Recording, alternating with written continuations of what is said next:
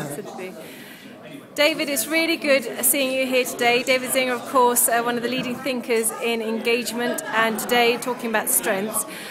You shared many things today. One of the things you shared was one of your strengths of creativity, and I wanted to ask how you use creativity to drive how you engage with people and having those what you called exquisite conversations where you drive meaningful engagement.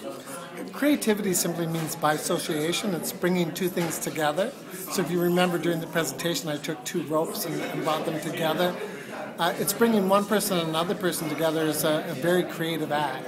Bringing a connection between a person and results is a creative act. I think ultimately creativity, and we talked about this just before we did this, was looking at how being engaged in your work could be a path to well-being. It's not like you find your well-being outside of work, you also find your well-being inside of work. So putting those things together, what about this obsession that people have with results and seeing figures, seeing the quantitative side of business? Some of the anxiety around well-being and strengths is that it doesn't lead to measurable results. What would you say to that? I think results are key. I mean, you don't want to be obsessed to the point where it subsumes everything else. It doesn't all come down to the bottom line. There are people on top of the bottom line. There are relationships on top of the bottom line. There's engagement on top of the bottom line. So one of the results we're trying to create in an organization is to have work make people well. Ultimately, if work is sustainable, it's an energy gain, not an energy drain. So I'm always looking at where does that happen. Let me just give you one quick example. Stephen Metshaven once said there's no stress in the present moment. I don't fully believe in that, but I believe in it about 98%. So if I pour myself fully into my work, in some ways that's a stress reduction from other things in my life. When I'm fully engaged in what I'm doing, everything else is kind of falling off to the side with that.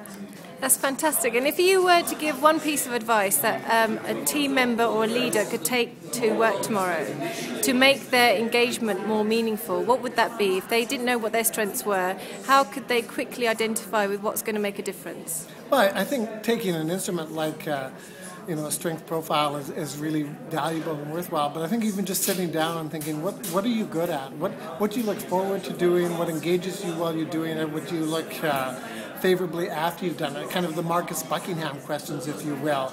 The Strength Scope is a wonderful instrument. I mean, it's a great way to get a sense of your strengths, but also have other people feed into your strengths.